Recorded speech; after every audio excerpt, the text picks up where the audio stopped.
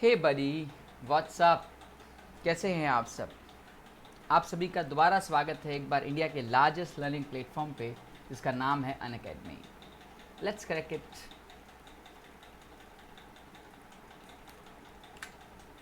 कुछ मेरे बारे में। मैं हूं आपका फ्रेंड, आपका कोच, आपका host Dhiren. More than 6 years का मुझे टीचिंग का एक्सपीरियंस है। मैंने अपना पोस्ट ग्रेजुएशन केमिस्ट्री से कर रखा है और मेरी IIT जैम रैंक 694 रही है। दोस्तों, आपको पता है कि मैं एक नेम रिएक्शन की सीरीज़ ला रहा हूँ और इस सीरीज़ के दौरान मैंने बहुत different types of name reactions जो हमारे IIT JEE के कोर्स में हैं, मैंने उसको विथ मैकेनिज़्म कवर करने की कोशिश की है। उम्मीद करता हूँ कि आप सारी सीरीज़ को एंजॉय कर रहे होगे। आज इस सीरीज़ में पार्ट 27 लॉन्च होने वाला है। इट मीन्स दोस्त, पार्ट 1 से लेकर 26 पार्ट तक हम कवर कर चुके हैं। तो मतलब सोचो 26 नेम रिएक्शन मैं आपको ऑलरेडी पढ़ा चुका हूँ और विथ मैकेनिज़्म पढ़ाया हूँ। उम्मीद करता हूँ कि आपको नेम रिएक्शन की सीरीज़ विथ मैकेनिज़्म अच्छी लगेगी। बहुत सारी ऐसी नेम रिएक्शन है जिसमें मैकेनिज़्म का आपका JEE में आपको मतलब नहीं है, बट आप उसके इंटरनल में जाके उसके बारे में देखते हो कि वो रिएक्शन कैसे टेक प्लेस हो रही है। सॉरी। नॉर्मली क्या होता है दोस्त, अगर मैं देखता हूँ कि NCERT वाले स्टूडेंट को तो वो उस रिएक्शन को रटने की कोशिश करते हैं, बट अगर आप थोड़े से अलग हो, आप JEE के स्टूडेंट हो, आपको लगता है कि नहीं यार, आपको अलग, आपका गोल है, आपका अलग चार्म है, इट मीन्स थोड़ा आपको डिफरेंट एंगल से सोचना पड़ेगा। आपके डिफरेंट थोड़े पाथवे होंगे, माना कि वो थोड़े टफ होंगे, बट वो होंगे एकदम अलग। ठीक है। ऑर्गेनिक रिएक्शन की मैकेनिज़्म अपने आप में एक अलग पाथवे है। SH रिएक्शन मैकेनिज्म नाम का कोई चैप्टर नहीं है हमारी केमिस्ट्री में, बट फिर भी सारे क्वेश्चंस उसके बिहाफ पे आते हैं। पूरी बैकबोन है केमिस्ट्री की रिएक्शन मैकेनिज्म। तो मैं कोशिश करता हूँ कि हर एक रिएक्शन की मैकेनिज्म को समझा सकूँ, जो भी आपके सामने रिएक्शन में रखूँ उसको समझा सकूँ, उस मैकेनिज्म के साथ समझाऊँ। फ़ायदा ये होता है दोस्त, इससे आप रटते नहीं हो, उससे आप समझते हो, और जब समझोगे तो आपका प्रॉफिट ज़्यादा अच्छा होगा और आप JEE में बहुत ईजिली इसको क्रैक कर पाओगे। तो चलिए टाइम ना लगाते हुए शुरू करते हैं आज की रिएक्शन। गैब्रियल थैलामाइड सिंथेसिस या गैब्रियल सिंथेसिस बुलाते हैं इसको। इसके 2-3 नाम होते हैं। गैब्रियल सिंथेसिस या गैब्रियल थैलामाइड सिंथेसिस एक ऐसी रिएक्शन है जो कि अपन को अल्काइल हैलाइड से प्राइमरी अमाइन कन्वर्ट करने में हेल्प करेगी by using the phthalimide. Potassium salt of phthalimide use करते हो आप, उसकी हेल्प से आप प्रोडक्ट को बनाते हो। तो आप अल्काइल हैलाइड से अमाइन अगर जाना चाहते हो तो आप इसको इसमें कन्वर्ट कर सकते हो। ठीक है।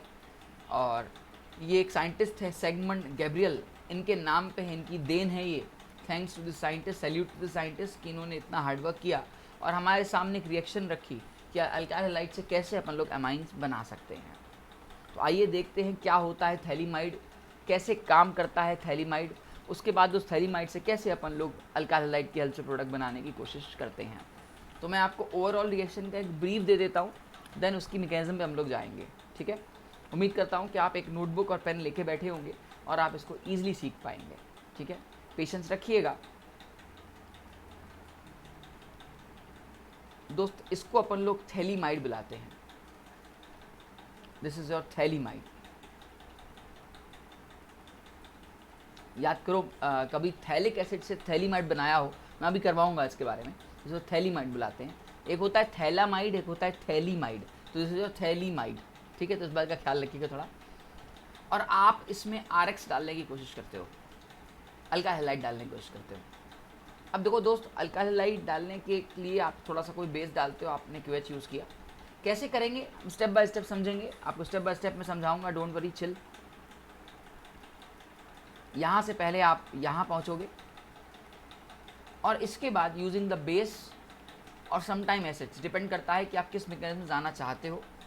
इसका ये मतलब हुआ कि रिएक्शन 2 मैकेनिज्म से परफॉर्म होती है, बेस से भी होती है और एसिड से भी होती है। अपने NCERT की बुक को अगर उठाते हैं तो उसमें बेस से दे रखी है, उसमें एसिड से नहीं दे रखी है, बट मैं आपको दोनों से दिखा दूंगा कि कैसे बेस से परफॉर्म बनता है, कैसे एसिड से बनता है। दोनों से प्रोडक्ट सेम बनता है, प्रोडक्ट में कोई डिफरेंस नहीं आता, बस थोड़ा सा रेट ऑफ द रिएक्शन में डिफरेंस आता है, वो आगे हम डिस्कस करेंगे। ठीक है। एंड आफ्टर देन आप एक सॉल्ट बना लेते हो। जैसे जनरली मैं बेस के नाम पे मान लो मैं KOH ले रहा हूँ और यहाँ पे आपका 1 डिग्री अमाइन बनता है। दोस्त इसके पीछे बहुत सारी कहानी छुपी हुई है। 1 डिग्री के अलावा 2 डिग्री क्यों नहीं बनता, या एरोमेटिक अमाइन क्यों नहीं बनता, ये सारी बातें अपन लोग डिस्कस करेंगे। ठीक है, ये सारी बातें अपन लोग डिस्कस करेंगे। मैं एक एक करके आपको बताऊंगा कि क्यों हम लोग 2 डिग्री नहीं बना सकते, या क्यों हम लोग एरोमेटिक अमाइंस इसे ऑब्टेन नहीं कर सकते। Why this reaction is only for the primary amine. ये दोस्त सिर्फ 1 डिग्री अमाइन या प्राइमरी अमाइन की यील्ड है, बाकी ये नहीं है। ठीक है, तो शुरू करते हैं। मैं यहाँ से यहाँ जाने वाला हूँ by the help of this whole mechanism. मैं आपको दोनों मैकेनिज्म बताऊँगा। एक रिएक्शन बेसिक मीडियम को जा रही होगी और एक रिएक्शन एसिडिक मीडियम को जा रही होगी। ठीक है, मैं पहले बोल रहा हूँ जेई में ऐसे कहीं मेंशन नहीं है, उन्होंने दोनों दे रखा है, बट अगर आप एनसीईआरटी की बुक को उठाते हो तो वहाँ पे उन्होंने बेसिक मीडियम से यील्ड बना रखा है। ठीक है, तो चलिए शुरुआत करते हैं। सबसे पहले अपन लोग थैलीमाइड लेंगे।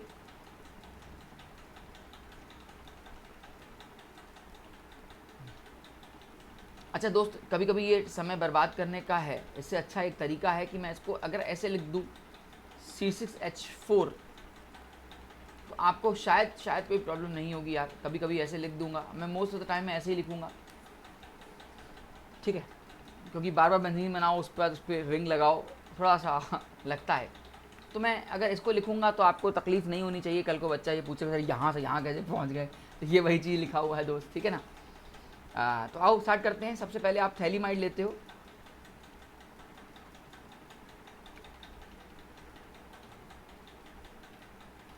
ठीक है, और इस थैलीमाइड में पहले आप बेस डालते हो।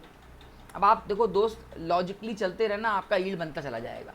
आप बेस डाल रहे हो तो ये जो प्रोटॉन दिख रहा है ये आपको एसिडिक प्रोटॉन दिख रहा है।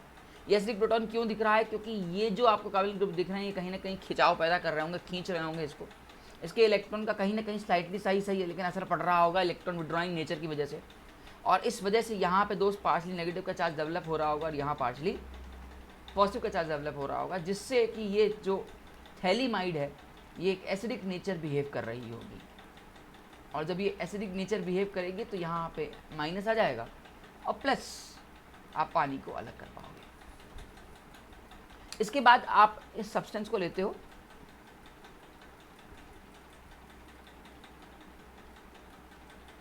और इसको आप रिएक्ट कराते हो, अल्काइल हैलाइड के साथ। ठीक है दोस्त, फॉलोड बाय SN2 मैकेनिज्म। मैं क्या रिपीट कर रहा हूँ, SN2 मैकेनिज्म को बोल रहा हूँ। SN2 मैकेनिज्म को फॉलो करते हो और दोस्त इसमें ये जो वाला हिस्सा आपको दिख रहा है ये अच्छा न्यूक्लियोफाइल आपको दिखने लगता है। और जब दोस्त न्यूक्लियोफाइल आपको दिख गया है, आपको सबस्ट्रेट पता है, आपको रिएजेंट पता है। ठीक है, SN2 रिएक्शन हमारी पोलर एप्रोटिक सॉल्वेंट में होती है। आप कोई भी पोलर एप्रोटिक सॉल्वेंट यूज करके SN2 रिएक्शन परफॉर्म कर सकते हो और सीधे आप यहां पहुंच जाओगे।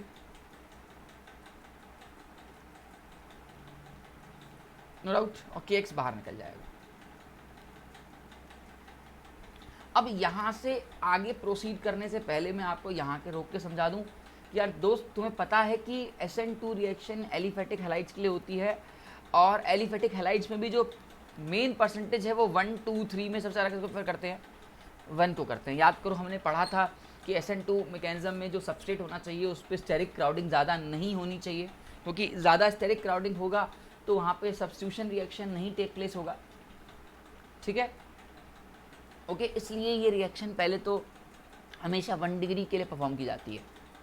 ठीक है, इसके और भी एविडेंस हैं, आगे चल के मैं बताऊंगा कि 2 डिग्री के लिए क्यों नहीं करते, 3 डिग्री क्यों नहीं करते, आगे एविडेंस और भी हैं। लेकिन एक अगर मैं बच्चे पूछते हैं सर एरोमेटिक अमाइंस के साथ क्या प्रॉब्लम है, तो यार अगर वो एलिफेटिक से प्रॉब्लम दे रहा है तो दोस्त एरोमेटिक से तो देगा ही देगा ना यार। आपको बहुत अच्छी तरह पता है कि एरोमेटिक वाले के पास रेजोनेंस टेक प्लेस होगा और रेजोनेंस वाला अपना बिजी रहेगा, तो there is a partially double bond character between the carbon and this halogen, और it is a tough task for a nucleophile to break this partially double bond. तो पहला reason तो ये हो गया कि पार्शली डबल बॉन्ड कैरेक्टर आ जाएंगे।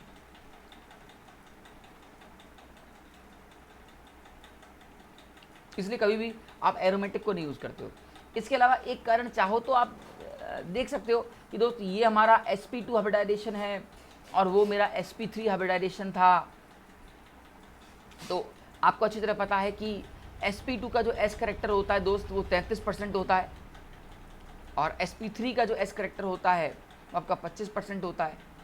और हम सभी जानते हैं दोस्त, जितना ज़्यादा s करेक्टर होगा उतना ज़्यादा इलेक्ट्रोनेगेटिविटी होगी और बॉन्ड लेंथ उसकी उतनी कम होगी। और दोस्त आप आंसर जान चुके होंगे कि अगर दोस्त बॉन्ड लेंथ कम होगी तो बॉन्ड स्ट्रेंथ बहुत ज़्यादा होगी, बॉन्ड को ब्रेक करना बहुत मुश्किल होगा।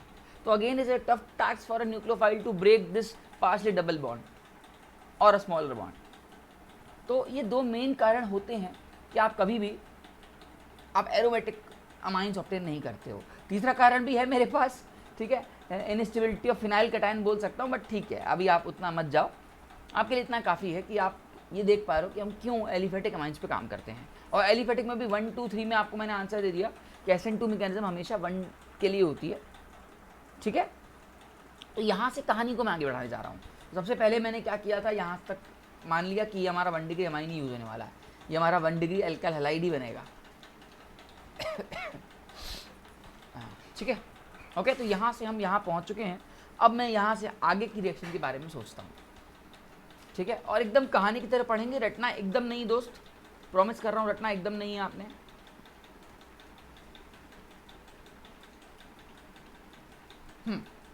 अब आपको फिर से, अगर मैं इसके दो मीडियम यूज कर रहा हूँ, पहला है reaction followed with the basic medium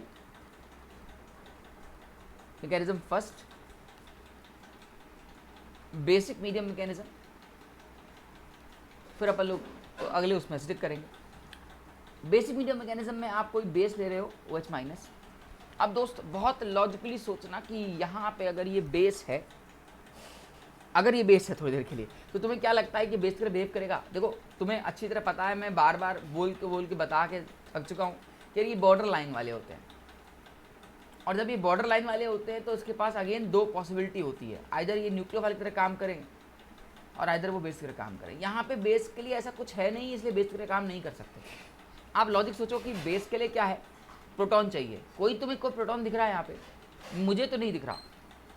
तो मैं मान के चलता हूँ कि बेसिक मीडियम होने का मतलब ये है कि यहाँ पे आप इसके OH माइनस को एज अ न्यूक्लियोफाइल ट्रीट कराओगे, ठीक है। तो आप इसको बेस ट्रीट नहीं कराओगे, आप इसको ट्रीट कराओगे एज अ न्यूक्लियोफाइल ट्रीट कराओगे।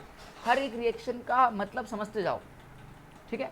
तो हमने पहले तो ये डिसाइड किया कि मैं इस OH माइनस को बेस ट्रीट नहीं कराऊंगा, और यूँ कहूँ कि मैं इस OH माइनस को एज अ न्यूक्लियोफाइल ट्रीट कराऊंगा, ठीक है।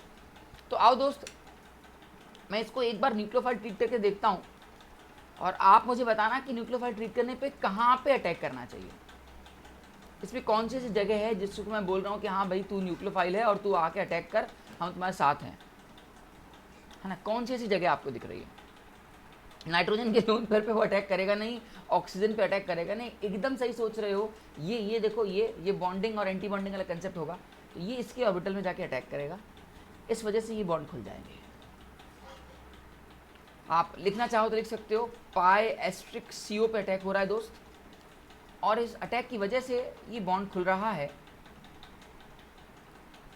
इट्स समथिंग लाइक यहाँ पे O-, अभी मैं नीचे वाले को कुछ नहीं कर रहा हूँ, यहाँ पे NR, ये ऐसे का वैसे, और ये OH टाइप बन रहा होगा। आई होप मेरी बात आपको समझ में आ रही होगी, है ना। बहुत बेसिक सी बात मैंने बोली। यहाँ पे जैसे ही पहुँचा तो ऑक्सीजन पे नेगेटिव चार्ज भी है और लोन पेयर भी है, तो बहुत अनस्टेबिलिटी वाली कंडीशन है दोस्त। और ये एक रिंग अनस्टेबल हो जाती है तो ये तुरंत ये बिना इंतज़ार किए ये अपने इलेक्ट्रॉन्स तोड़ता है, छोड़ता है, और इस बॉन्ड को ब्रेक करने की सोचता है। तो जैसे ही दोस्त ये बॉन्ड को ब्रेक करेगा तो सिचुएशन तुम्हारे सामने कुछ ऐसी आ जाएगी,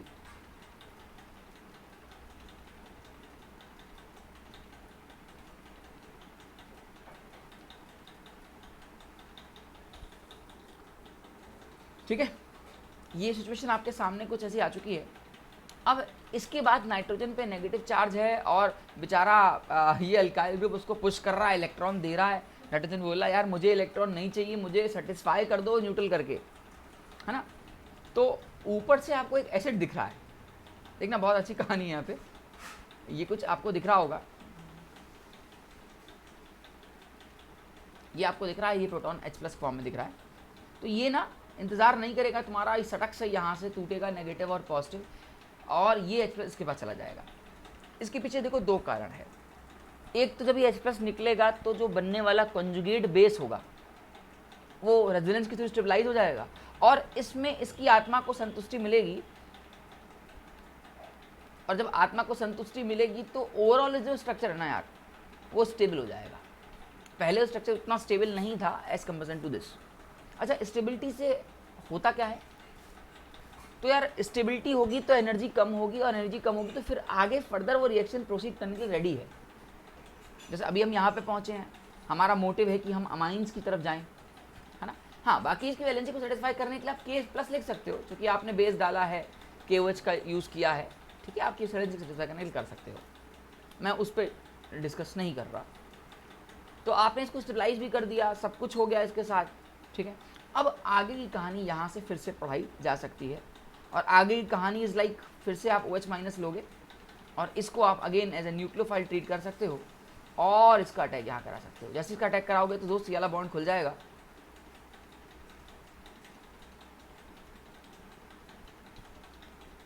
तो इट्स लाइक यहाँ पे O नेगेटिव आ जाएगा, यहाँ पे OH आ जाएगा, ये N, ये H, और यहाँ R आ जाएगा। उम्मीद करता हूँ ये भी आपको समझ में आ गया। और फिर वही हरकत कि यहाँ पे नेगेटिव चार्ज और इतने सारा लोन पेयर एक ही पे, सब कुछ स्टेबिलिटी वाली कंडीशन तो नहीं है दोस्त। तो तुम भी चाहते हो कि इसको स्टेबल करें, और फिर इस बॉन्ड को कुर्बानी देनी पड़ेगी, और इस बॉन्ड को यहाँ से बाहर निकलना पड़ेगा, ठीक है। केमिस्ट्री है, कुर्बानी चलती रहती है। और फाइनली हम कुछ यहाँ पहुँचेंगे क्या, मैं अगले पेज बना रहा हूँ।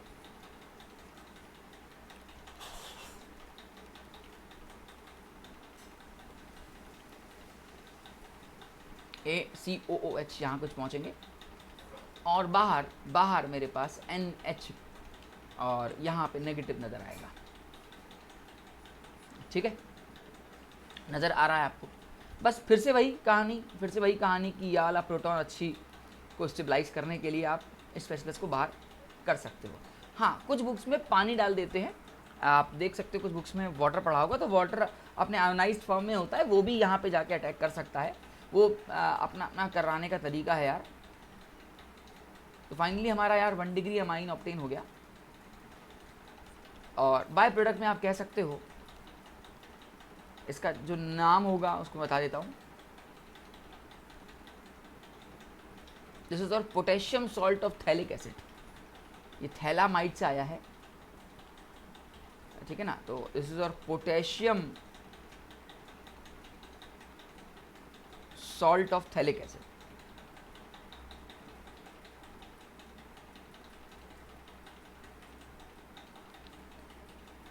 ठीक है।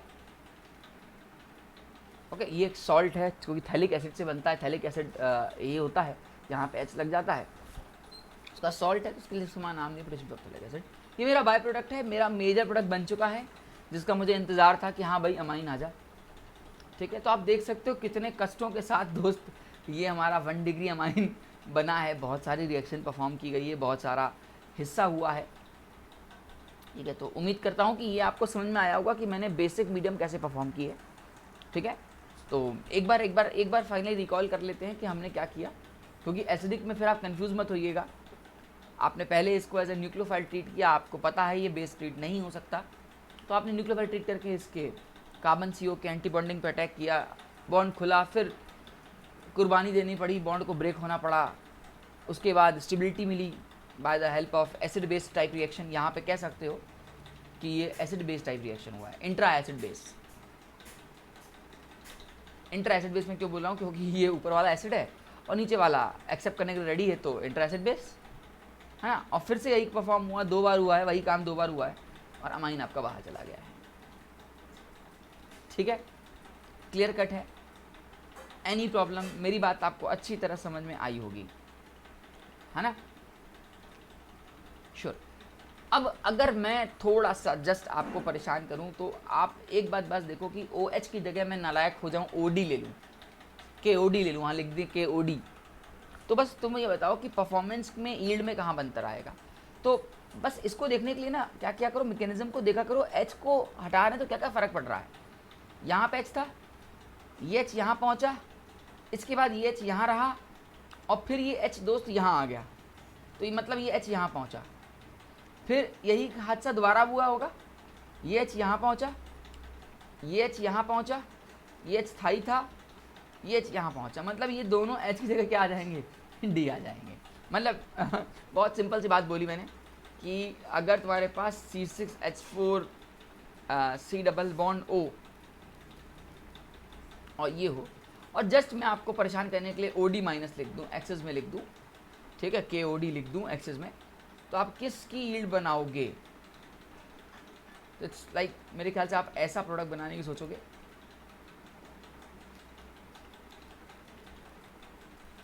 और प्लस यहाँ पे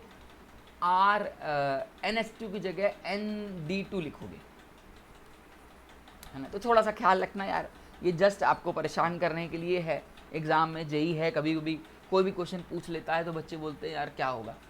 अब देखो यहीं पे मैकेनिज्म का रोल आया, मैकेनिज्म ने आपको बताया कि कैसे मैं उसको बाहर निकाल रहा हूँ, नहीं तो बच्चे को पता ही नहीं चलता हो क्या रहा है इंटरनली। तो देखो मेरे मैकेनिज्म कराने के बहुत सारे फ़ायदे हैं यार। मुझे पता है कि मेरी जर्नी थोड़ी लंबी है, थोड़ा मेहनती ज़्यादा जर्नी है, बट वो ट्रू जर्नी है, आपको उसकी डेप्थ नॉलेज सिखा के जाएगा, है ना। तो ये मैकेनिज्म हमारी दोस्त बेसिक मीडियम में हुई, अब यही same mechanism will perform in the acidic medium, ठीक है। और फिर मैं डाल के देखूंगा कि अगर मैं H+ को D+ करके देखता हूँ तो क्या फ़र्क पड़ना चाहिए, है ना। तो पहले तो फिलहाल H+ से शुरू करते हैं, ठीक है। लिख सकते हो भाई मैकेनिज्म नंबर 2, और इस मैकेनिज्म को हम लोग बोल सकते हैं एसिडिक मीडियम मैकेनिज्म। हम दोस्त कुछ यहाँ पे थे,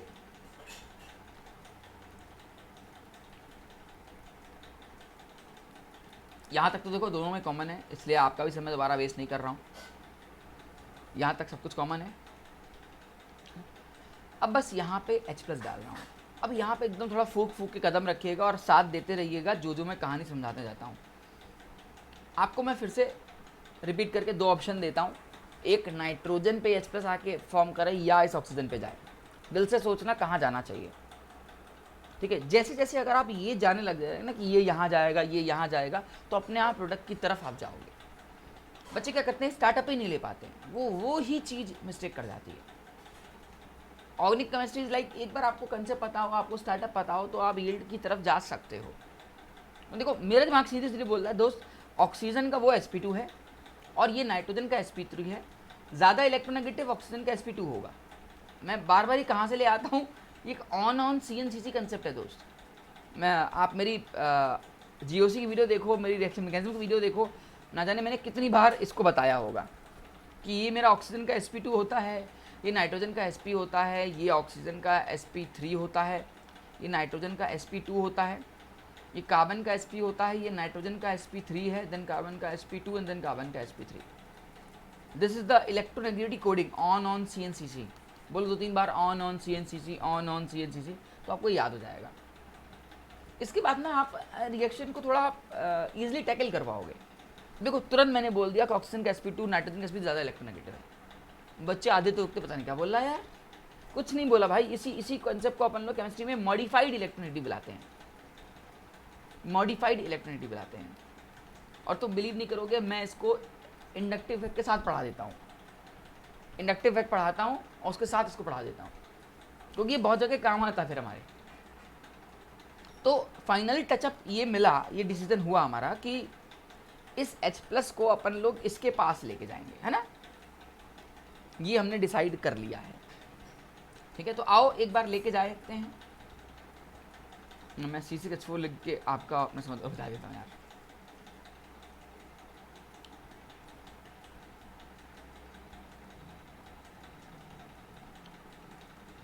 देखो अगर आप ना रिएक्शन को डील करना सीख गए तो केमिस्ट्री आ गई। अब कुछ सोचो इसके बाद अगला स्टेप क्या होगा। ऑक्सीजन ने एक्सेप्ट तो कर लिया इस प्रोटॉन को, या प्रोटॉन ने एक्सेप्ट तो कर लिया, लेकिन हाईली इलेक्ट्रोनेगेटिव पे पॉजिटिव चार्ज, क्या दोस्त अच्छी बात है? नहीं, बात नहीं अच्छी। ना तो मतलब तुरंत तुम इस बॉन्ड को तोड़ने की सोचोगे।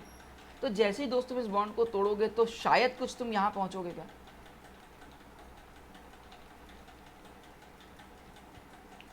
प्रोटॉन यहाँ आ जाएगा, ये N और ये R। अब यहाँ से समझने वाली बात है कि प्रोटॉन आ चुका है। अब तुम्हारे सामने प्रोटॉन आया, जब तक तुम अपना हाथ समेट के बैठोगे मैं क्या करूं, तब तक ये नाइट्रोजन का लोन पर सटक से अटैक मार देगा। अब ये क्यों हुआ दोस्त? Back bonding. ऑक्सीजन बोला नाइट्रोजन को बहुत जल्दी पड़ी रहती है तुम्हें बैक बॉन्डिंग करने की, तो नाइट्रोजन बोलता है तुम तो कर नहीं पाओगे, तुम मुझसे ज़्यादा इलेक्ट्रोनेगेटिव हो, बैक बॉन्डिंग कर लोगे। नहीं दोस्त, मेरी बारी है, मुझे भी मौका दो। तो ऑक्सीजन बोलता है जा मर ले, कर ले बैक बॉन्डिंग, असीधे की है, रेजोनेंस करके स्टेबलाइज करना चाहता है, ले कर। अब देखना यहाँ कहानी सुनना, जैसे ही बैक बॉन्डिंग होती है तो कुछ ऐसी कहानी में लगती है, बॉन्ड बनने लगता है, नाइट्रोजन पहुँच आ जाता है, ऑक्सीजन देखता है हो गई बैक बॉन्डिंग तेरी, नहीं तेने पॉजिटिव चार्ज एक्सेप्ट करके खुश हो गया, नहीं ना, तो नहीं तो तू बता मैं पानी का अटैक करा सकता हूँ, मेरे पास पानी भतेर पड़ा है, एसिडिक प्रोटॉन सॉल्यूशन फॉर्म में है। तो नाइट्रोजन बोलता है भाई जल्दी अटैक करा दे यार पानी का, मेरे पे पहुँचता झेला नहीं जा रहा है। तो बोलता है कि तू क्यों मर रहा था बैक बॉन्डिंग के लिए? तो यार वो कार्बोकैटायन को स्टेबल नहीं करेंगे तो एनर्जी कैसे घटेगी, और एनर्जी नहीं घटेगी तो रिएक्शन को प्रोसीड कैसे किया जाएगा।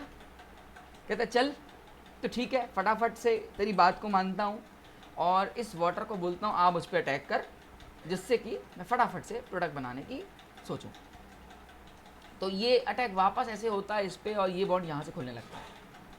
अब देखना, अब तो भाई अटैक तो हो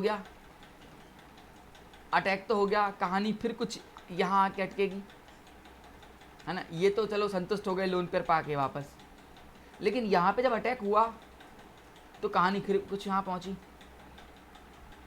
एकदम लॉजिक है ना, यही तो होगा ना यार। ये बॉन्ड खुला, यहाँ पॉजिटिव आया, वाटर ने अटैक किया, वाटर के ऑक्सीजन के लोन पेयर ने अटैक किया तो ऑक्सीजन पे पॉजिटिव चार्ज आ गया, और फिर यहाँ से पॉजिटिव चार्ज बोलेगा भैया मैं तो चला, मेरा जुगाड़ सेट कर दो, ठीक है, मुझे बाहर भेज दो।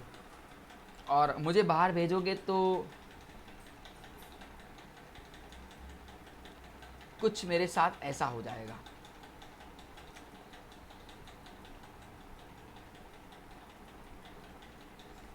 हम दोनों OH एक में आ जाएंगे और यहाँ कंडीशन आ जाएगी, और H+ कह सकते हो, वापस हाइड्रोजन फॉर्म में बाहर निकल गया यार। अब यहाँ पे फिर बड़ी प्रॉब्लम आ गई। प्रॉब्लम क्या आई भाई? प्रॉब्लम ये आई कि ये जो ऑक्सीजन के एक की कार्बन पे दो इतने सारे इलेक्ट्रॉन हैं, नाइट्रोजन छेड़ रहा है कि अबे इतने सारे इलेक्ट्रॉन तेरे पे आ गए हैं, तू रख तो पाएगा नहीं, मुझे पता है। कहता ज़्यादा बोलेगा ना तो तेरी दोस्ती मैं तोड़ दूंगा। मतलब कहता हाँ भाई अब तेरे से दोस्ती दिली नहीं जा रही, तू बहुत परेशान कर रहा है मुझे, चल तू यहाँ से निकल जा। नाइट्रोजन ने कहा बेटा दोस्ती तोड़ेगा? कहता हाँ यार मुझे अपने आप को स्टेबलाइज करना है। ठीक भाई तोड़ ले, मेरे भी दिन आएंगे। और कुछ कंडीशन यहाँ आके अटक जाती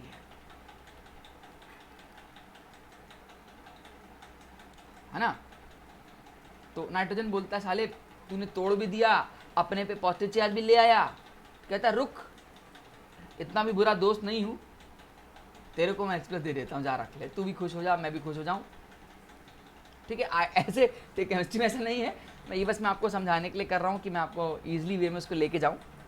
सही तरीका है कि भाई पानी फिर से डाला जाएगा, H+ फिर से निकलेगा, है ना। सही तरीका तो ये है कि मैं आपको चलो सही तरीका ही बता देता हूँ, नहीं तो कल को यार लगेगा सर उड़ता पंजाब हो गए हैं, यहाँ से उठा के यहाँ सीधे गिरा दिए,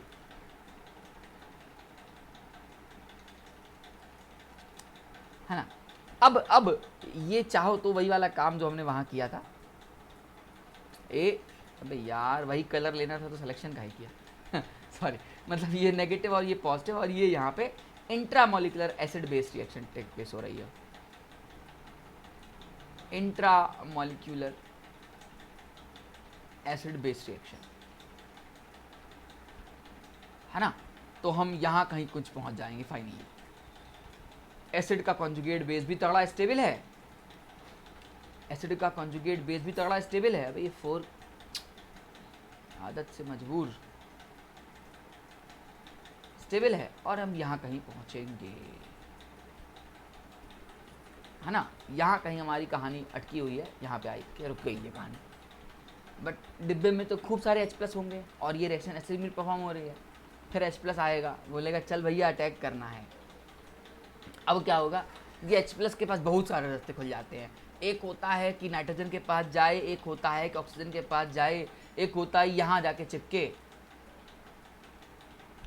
तो वो ऊपर वाला H+ तो बोलता भैया मेरे पास तो मत आइयो, मैं अपना रेजोनेंस में स्टेबल हूँ, मेरे दिमाग ना गरम कर, ठीक है। अब नाइट्रोजन बोलता है तेरे पास आऊँगा, ऑक्सीजन बोलता है पगला है क्या, मैं ऑक्सीजन का sp2 बैठा हूँ, तू नाइट्रोजन का sp3 बैठा है, मतलब मेरे से ही खेलेगा, चल यहाँ से। तो वही कहानी दोबारा रिपीट होने वाली है जो भी हमने सारी कहानी की। अब मैं थोड़ा सा फास्ट कर रहा हूँ, ठीक है दोस्त। उम्मीद कर रहा हूँ कि आपको ये अच्छा लग रहा होगा कहानी वाइज। तो केमिस्ट्री को यार समझना चाहिए आपको, फील आप नहीं लोगे तो बीइंग अ टीचर मेरा नुकसान है। और फिर से वही बैक बॉन्डिंग होते हुए परफॉर्मेंस यहाँ जाएगी। जो कहानी ऊपर दोहराई है वो सेम कहानी नीचे भी दोहराएगी।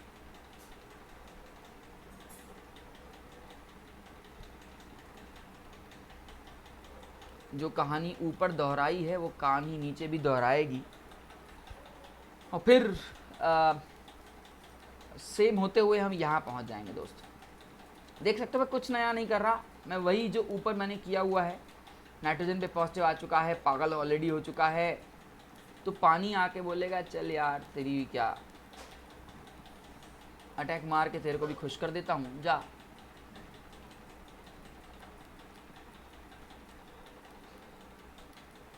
ठीक, एकदम सेम चीज़ अप्लाई कर रहा हूँ दोस्त।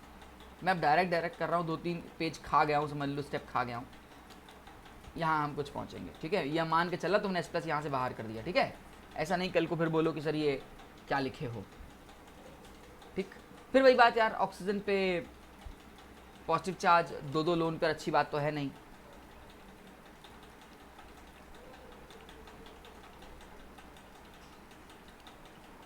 ये 2-2 OH अच्छी बात तो है नहीं कोई कि बहुत खुश हो रहा हो ये। तो फिर वही बात, कुर्बानी देनी पड़ेगी दोस्त। और जब कुर्बानी दी जाएगी तो कुछ ना कुछ तो बाहर निकलेगा। दोस्ती कुर्बान हो गई, दोस्त अलग हो गए। अब कह सकते हो तुम्हारे सामने फाइनली यहाँ पे H और यहाँ पे H आ गया, और ये आपका सॉल्ट वही टाइप जो बनना है बन गया, ठीक है। मैंने इसको जल्दीबाजी में इसलिए किया क्योंकि पहले वही काम परफॉर्म कर चुका हूँ और वही काम दोबारा करूँ तो ठीक नहीं है। आपको स्टेप बाय स्टेप लेके जाऊँ। अब सीधे 1 डिग्री अमाइन की तरफ फाइनली पहुँच चुके हो। तो देख सकते हो कि हम कैसे एसिडिक मीडियम का यूज़ करके प्रोडक्ट बना रहे हैं और कैसे बेसिक मीडियम यूज़ करके प्रोडक्ट बना रहे हैं। कुछ बुक्स में मैंने और भी पढ़ा है, एक में इन्होंने हाइड्राजाइन डाला था NH2NH2, तो वहाँ से भी परफॉर्मेंस की जा सकती है। बट यार इतनी सारी मैकेनिज्म तुम्हारे काम की नहीं है, क्यों बोलूँ कि सारी मैकेनिज्म करो। बट हाँ, एटलीस्ट बेसिक मीडियम और एसिडिक मीडियम में डिफरेंस पता होना चाहिए कि यार क्या पे करने पर क्या हो रहा है, ठीक है ना दोस्त। उम्मीद करता हूँ कि आपको ये मेरी बात समझ में आई होगी कि हम गैब्रियल थैलामाइड में करना क्या चाह रहे हैं। ओवरऑल इतनी मेहनत करने के बाद हम सीधे सीधे यहाँ पहुँचे। The conclusion, the overall conclusion of the Gabriel phthalimide कि भाई तू चाहे एसिडिक मीडियम ले चाहे बेसिक मीडियम ले, तेरे को प्रोडक्ट वही मिलना है 1 degree amine plus by product potassium salt of phthalic acid, है ना। ये हमारा फाइनल यील्ड बनने की आने वाली है। This is the overall capsule of the reaction. सोचो कैप्सूल कितना छोटा होता है, तो भैया सब कुछ बताने के बाद इतनी छोटी सी बात बता दी, ठीक है। तो आइदर एसिडिक हो दोस्त, आइदर बेसिक हो दोस्त, प्रोडक्ट वही बन रहा है। मैंने आपसे पहले भी कहा था प्रोडक्ट वही बनता है, बट जो फेवरेबल कंडीशन ऑब्जर्व की गई है वो बेसिक मीडियम में ज़्यादा की गई है in respect of acidic medium, है ना। बट ऐसा कुछ नहीं है, करने को आप बेसिक में भी कर पा रहे हो, करने को आप एसिडिक में भी कर पा रहे हो, इट्स अप टू यू है ना। हाँ, अब देखो कभी कभी परेशान करने के लिए क्वेश्चन दे देता है वो कि वो आपको थैलिक एसिड दे देगा और ये ना 2 मोल्स ऑफ अमोनिया दे देगा। तो आपको बता देता हूँ होता क्या है। पहले ये सॉल्ट बनते हैं,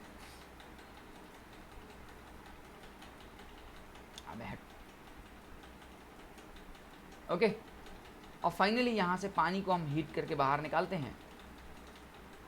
और जब पानी बाहर निकालते हैं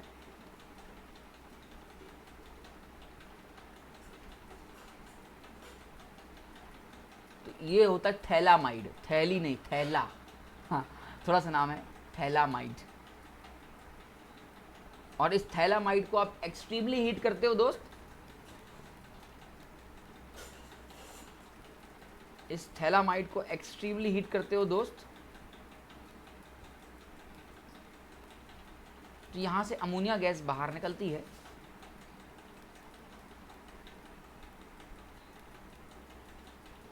और फिर तुम्हारा जो यील्ड बनता है वो बनता है थैलीमाइड, जिसका तुम्हें सदा इंतजार था। लाइक दिस, ये तुम्हारी थैली, वो है थैला, थैली माइड, ठीक है। बस इसके बाद तो तुम परफॉर्मेंस दिखा दोगे, केवच डाल देना, आरएक्स डाल देना, चाहे एसिडिक चाहे बेसिक, तुम्हारे हाथ में अमाइन बन जाएगा, यह हो जाएगी प्रोडक्ट, कर लोगे प्रोडक्ट। वो परेशान करने के लिए देखो टेढ़े मेढ़े प्रोडक्ट देगा, वो ऐसे देगा, ये Br दे देगा और यहाँ लिख देगा C6H4,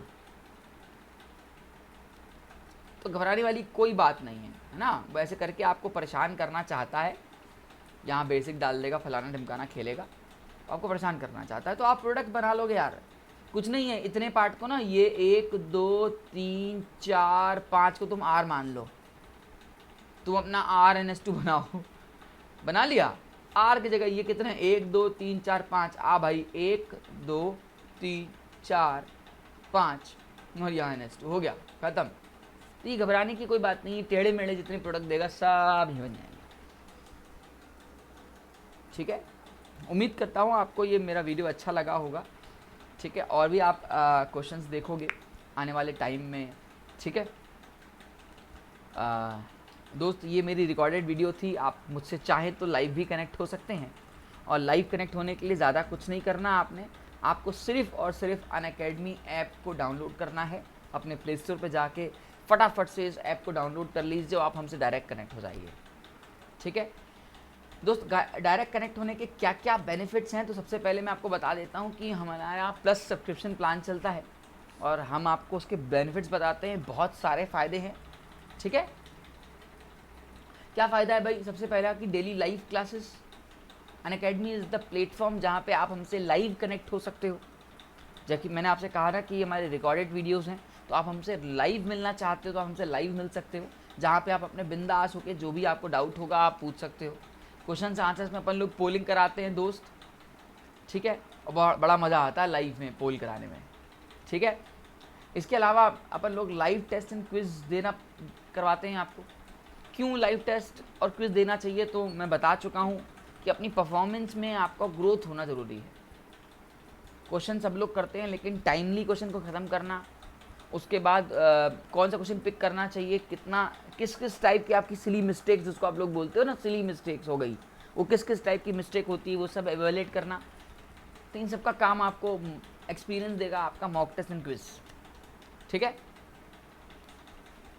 इसके अलावा स्ट्रक्चर्ड कोर्स प्लान दोस्त, हमारे जितने भी प्लान हैं, मतलब A to Z सारे प्लान अपने आप में एक स्ट्रक्चर्ड मैनर में है, स्ट्रक्चर्ड पैटर्न में है। इससे शेड्यूल टाइम पे हम लोग आपको DPP दे पाते हैं, उसके डाउट सॉल्व कर पाते हैं, माइनर टेस्ट हो पाते हैं, मेजर टेस्ट हो पाते हैं। इसके अलावा आप रेगुलर बेसिस पे मॉक टेस्ट तो देते ही रहते हो।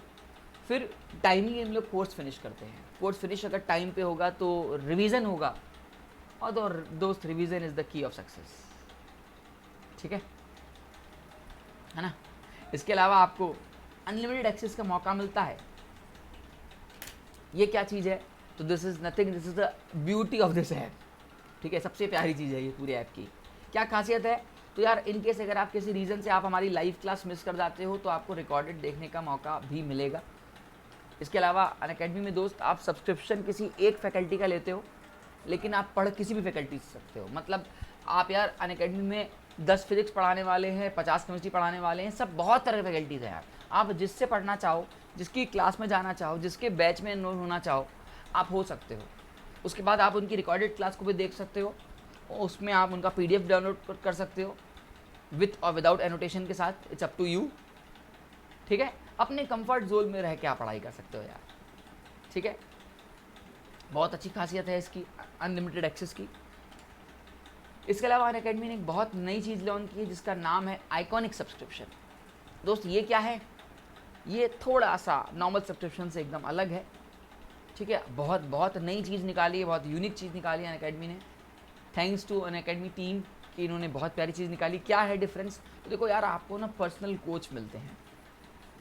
पर्सनल कोच का जो रोल है वो बहुत बड़ा है आपके लिए। वो एक एक्सपर्ट आपके लिए हर पॉइंट पे आपको गाइड करते रहेंगे, आपकी स्ट्रेटजी बनवाएंगे, आपके टेस्ट एनालिसिस करेंगे, आपका टाइम मैनेजमेंट ठीक कराएंगे, आपकी स्टडी प्लानिंग में काम करेंगे, ठीक है। आपके साथ इमोशनली, आपके साथ मेंटली सपोर्ट में रहते हैं कि आप कहाँ मिस्टेक कर रहे हो, किस किस टाइप की सिली मिस्टेक को आप ऑब्जर्व करोगे, ये सारी चीज़ें आपको पर्सनल कोच बताएगा, ठीक है।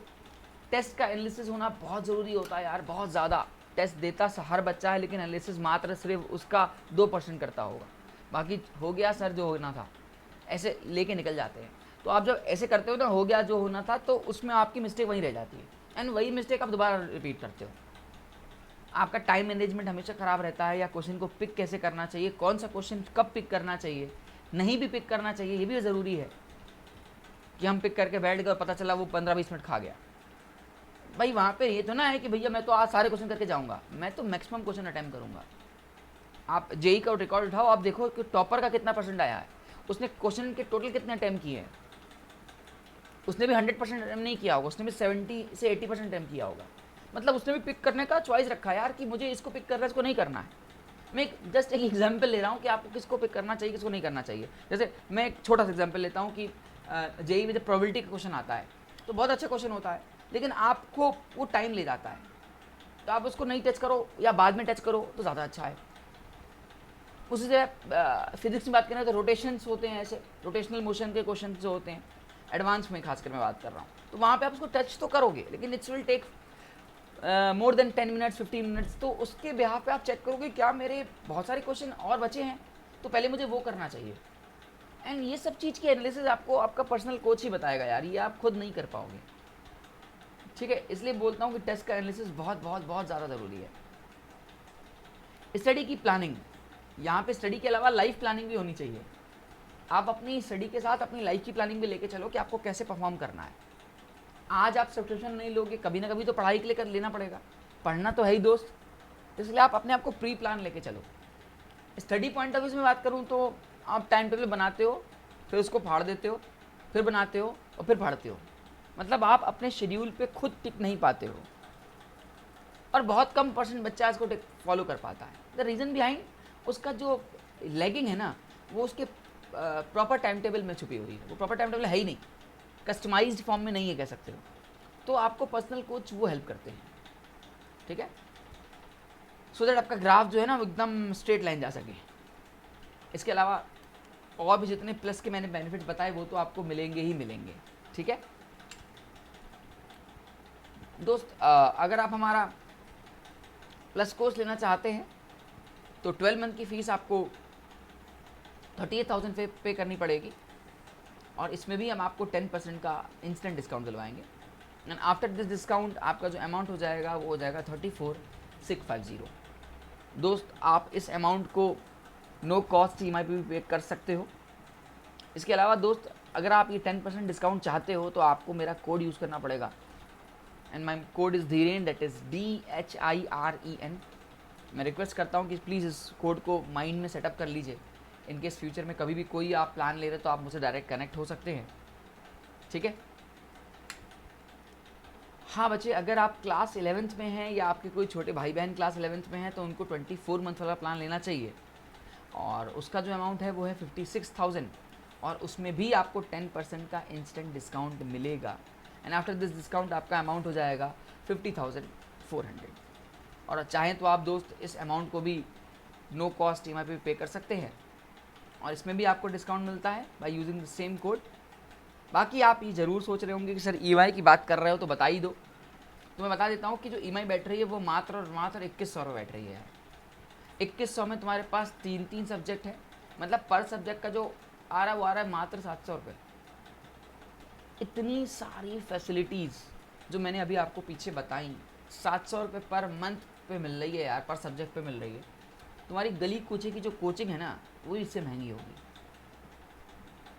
ठीक है। वो एक टीचर तक दे पाएगी, यहाँ पे n नंबर ऑफ फैकल्टीज़ हैं, वो एक टेस्ट ले पाएगी, अब n नंबर ऑफ टेस्ट दीजिए,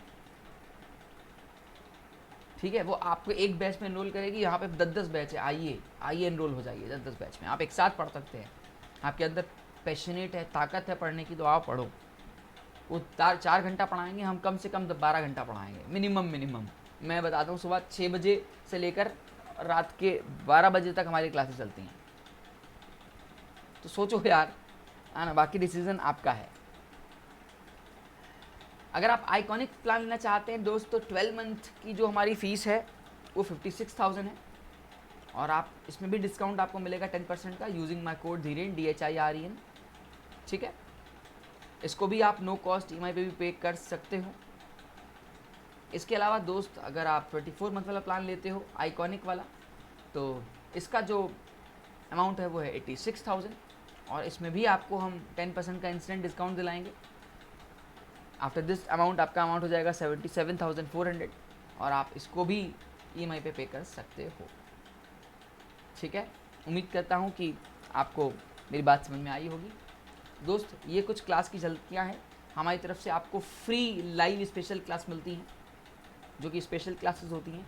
आप मुझसे रात के 9 बजे कनेक्ट हो सकते हो लाइव, फ्री ऑफ कॉस्ट, इसका आपको कोई पे नहीं करना, nothing, just download the app and connect with me, ठीक है। वहाँ पे आपको बहुत सारी मेरी सीरीज़ नज़र आएंगी, PYQ series, boom series, rapid fire series. हर सीरीज़ का अपना एक मतलब है, और उसके वजह से मैंने उस सीरीज़ को नाम दिया है। आप जब उसको देखोगे तो आपको मतलब समझ में आ जाएगा, ठीक है। उस पर आपको रिकॉर्डेड वीडियोस मिल पाएंगी, आप आराम से उसको देखिए, उसको समझिए, उसको एंजॉय करिए, और आपका रात में 9 बजे इंतज़ार रहेगा। थैंक यू वेरी मच दोस्त, थैंक यू वेरी मच, ठीक है। चैनल को सब्सक्राइब करना मत भूलिएगा, और नोटिफिकेशन वहाँ होगा, उसको दबा दीजिएगा। वीडियो अच्छा लगे तो प्लीज़ लाइक कर दीजिएगा, ठीक है। और आप चाहें तो मेरा कोड यूज़ करके 10% का डिस्काउंट इंस्टेंट पा सकते हैं। Thank you very much, have a nice day.